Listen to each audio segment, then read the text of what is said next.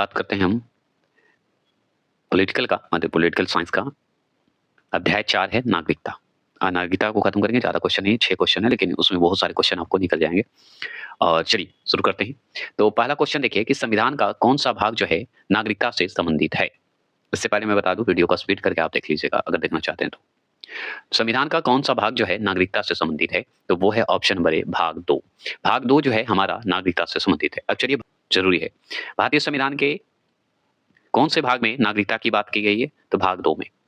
अगर बात करते हैं, बताइए नागरिकता का जो है कौन से अनुच्छेद में चर्चा की गई है, तो अनुच्छेद 5 से 11 तक जो है नागरिकता की बात कही गई है।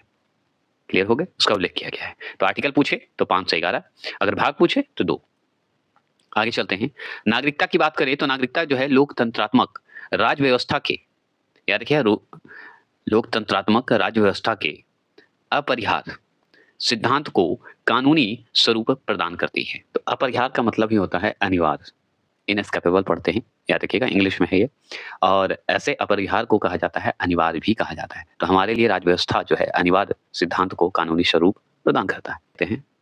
दूसरा प्रश्न क्या है, सुनिए। भारतीय संविधान निम्न में से कौन सी नागरिकता प्रदान करता है।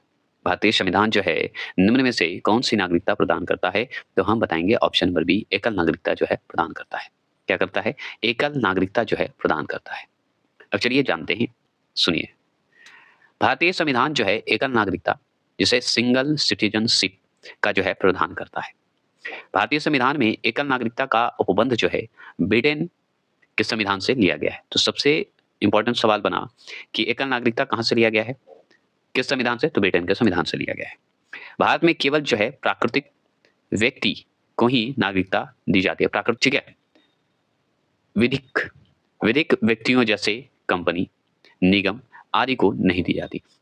तीसरा प्रश्न क्या है, तो तीसरा प्रश्न है भारतीय संविधान नागरिकता प्रदान करता है। तो भारतीय संविधान नागरिकता जो प्रदान करता है वो बताइए क्या, तो इसमें देखिए डी नंबर, उपरोक्त सभी के आधार पर करता है। क्या करता है, उपरोक्त सभी के आधार पर करता है, मतलब जन्म के आधार पर, निवास के आधार पर और देशीयकरण के आधार पर भी करता है। ये आप जानते हैं, नागरिकता प्रदान करते हैं। अब चलिए इसके बारे में हम जानकारी सुनिए। भारतीय संविधान के अनुच्छेद 11 के अनुसार, भारतीय संविधान के आर्टिकल मतलब 11 के अनुसार, 11 के अनुसार संसद को नागरिकता के संबंध में विधि बनाने की शक्ति प्रदान है। मतलब शक्ति जो है किसे प्रदान है, संसद को। नागरिकता के संबंध में अगर कोई विधि बनाना है तो संसद को शक्ति प्रदान है। ये आर्टिकल 11 के तहत ये दिया गया है। अब याद रखिए, जिसके अंतर्गत क्या बात है कि संसद द्वारा जो है भारतीय नागरिकता अधिनियम 1955, भारतीय नागरिकता अधिनियम जो 1955 देख रहे हैं, ये पारित किया गया किसके द्वारा, संसद के द्वारा। तो ये सवाल बनता है, तो भारतीय नागरिकता अधिनियम जो है कौन है, 1955 पारित किया, कौन किया, संसद के द्वारा, मतलब संसद किया। चलिए आगे बात करते हैं। इस अधिनियम में जो है वर्ष 1986 मतलब 1986, 86, 1992 मतलब 1992, 2003, 2005, 2015 और 2019 में जो है संशोधन किया गया। तो आपसे पूछेगा कि ये भारतीय जो नागरिकता अधिनियम 1955 जो पारित किया गया संसद द्वारा, इस अधिनियम में जो है ना संशोधन किया गया था। कब कब किया गया, तो ये संशोधन मतलब नागरिकता के लिए संशोधन किया गया था। सबसे बड़ा सवाल ये है कि नागरिकता के लिए किया गया था, तो कब कब किया गया, तो 1986 में किया गया, 1992 में किया गया, ठीक है, ये आप जानते हैं। आपको 2003, 2005, 2015, 2019 आप जिस तरह से बोल सकते हैं, इसमें संशोधन किया गया। क्लियर हो गया, कोई दिक्कत नहीं ना। मतलब 1986, 1992, 2003, 2005, 2015, 2019, जैसे आपको याद हो सके आप वैसे सुन सकते हैं।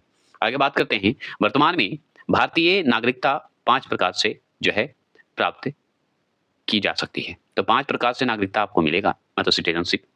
जन्म से मिलेगा, वंशानुगत, यार जन्म से, वंशानुगत, पंजीकरण, देशीयकरण और विदेशी भूमि के अधिग्रहण से भी मिलेगा। विदेशी भूमि का अधिग्रहण से भी आपको मिलेगा। तो ये 5 प्रकार के याद रखिएगा नागरिकता होता है, जो कि अगर ऑप्शन में आए तो आप टिक लगा के आ सकते हैं। चौथा प्रश्न देखिए, किस देश में दोहरी नागरिकता का सिद्धांत स्वीकार किया गया है। तो दोहरी नागरिकता का सिद्धांत जो है स्वीकार किया गया है, तो ये संयुक्त राज्य अमेरिका में, संयुक्त राज्य अमेरिका जो है दोहरी नागरिकता का सिद्धांत स्वीकार किया।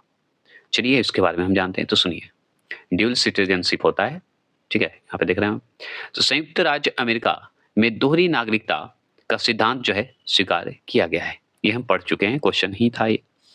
अमेरिका में शासन व्यवस्था का स्वरूप जो है संघीय है। क्या है, संघीय है, जिसके अंतर्गत केंद्र एवं प्रांतों की सरकारों के मध्य जो है शक्तियों का स्पष्ट विभाजन किया गया है तथा केंद्र एवं प्रांतों के द्वारा लोगों को अलग-अलग नागरिकता प्रदान की गई है। समझ गए? मतलब अमेरिका में क्या हुआ है कि शासन व्यवस्था जो है संघीय है और संघीय जिसके अंतर्गत केंद्र और प्रांत में ये जो है सरकार की शक्ति विभाजन है, मतलब बाँटा गया है, विभाजित है। और इसमें क्या हुआ कि इसके कारण क्या हुआ कि केंद्र का नागरिकता अलग है, आपको प्रांत का नागरिकता अलग है, तो सबकी नागरिकता अलग-अलग प्रदान की गई है। या नागरिक की, यहाँ पे बढ़िया से कर देता हूँ। निम्न में से किस स्थिति में किसी भारतीय नागरिक की नागरिकता समाप्त हो सकती है? कैसे समाप्त हो सकती है? तो डी, उपरोक्त में से सभी होंगे। क्यों? देखिए, परित्याग करने पर समाप्त हो सकता है, वंचित किए जाने पर भी जो है नागरिकता समाप्त हो जाएगी और पर्यावसन पर भी जो है नागरिकता समाप्त हो जाएगी। तो चलिए इसके बारे में हम जानकारी लेते हैं। तो देखिए, किसी भारतीय नागरिक की, अगर किसी भारतीय व्यक्ति कहिए या नागरिक की नागरिकता 3 प्रकार से समाप्त हो सकती है। कितने प्रकार से? 3 प्रकार से। पहला, किसी अन्य देश की नागरिकता ग्रहण करने पर होगा। अगर किसी अन्य देश का अगर नागरिकता आप ग्रहण करते हैं, मतलब लेते हैं, तो आपको भारत की नागरिकता खत्म हो जाएगी। दूसरा है स्वेच्छा से नागरिकता का परित्याग करने पर, मतलब स्वेच्छा से आप अपना नागरिकता परित्याग कर सकते हैं, इसमें भी आपको हो जाएगा।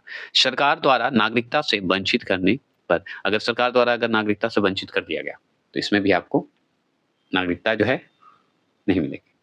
क्लियर हो गया? चलिए, तो ये ज़्यादा नहीं है। संविधान के 26 नवंबर 1949 को, संविधान के 26 नवंबर 1949 को अंगीकृत किए जाने के साथ संविधान में कौन से प्रावधान तुरंत लागू कर दिए गए? तो वो कर दिया गया था उपरोक्त में से सभी प्रावधान जो है लागू कर दिया गया। मतलब नागरिकता का प्रावधान तो कर ही दिया, मतलब प्रावधान सॉरी, नागरिकता का प्रावधान कर दिया गया। चुनाव संबंधी प्रावधान भी शुरू कर दिया गया था, जैसे ही मतलब अंगीकृत किया गया था 26 नवंबर 1950 को। और अंतरिम संसद संबंधी प्रावधान भी कर दिया गया। तो ये तीनों जो है कर दिया गया था। अब चलिए इसके बारे में हम जानकारी थोड़ा ले लेते हैं। ठीक है, तो देखिए, भारतीय संविधान की उद्देश्य का मतलब प्रस्तावना में उल्लेख किया गया है कि 26 नवंबर 1949 को, मतलब 1949 को भारत के लोगों ने संविधान को अंगीकृत, मतलब एडॉप्ट कहिए, अंगीकृत करने का होता है एडॉप्ट है, अधिनियमित, ठीक है, आत्माकृत किया गया। 3 हो गए, अंगीकृत, अधिनियमित और आत्माकृत किया गया। समझ गए? इस दिन जो है नागरिकता, चुनाव, अंतरिम संसद, अस्थायी और संक्रमणकालीन आदि उपबंधों को जो है लागू कर दिया गया, जबकि संविधान के शेष उपबंध जो हैं 26 जनवरी 1950 को प्रभावी हुए। तो चलिए, आज के लिए नागरिकता खत्म हो गया, बहुत छोटा वीडियो था, तो इसे जल्दी लाइक और सब्सक्राइब कीजिए और समाप्त कीजिए। नेक्स्ट वीडियो तुरंत आने वाला है, तो वेट एंड वॉच कहते रहे। चलिए फिर मिलते हैं। जय हिंद, जय भारत। बस मेरा स्लोगन याद रखिए, आप हैं तभी हम हैं। जय हिंद।